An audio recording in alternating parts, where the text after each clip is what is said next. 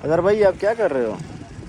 देखें, मजबूरी है, करना पड़ रहा है, क्योंकि ये ग्राउंड जो है ये हमारी आवाम के लिए खोला गया है। और जिस तरह हम इनको साफ़ नहीं रखेंगे, आज पहला दिन था इब्तिदा का, और आवाम ने देखें हाल देखें क्या किया है कि खा बिल्कुल। पी के और ग्राउंड में इतनी गंदगी जिसकी कोई हद नहीं है ना।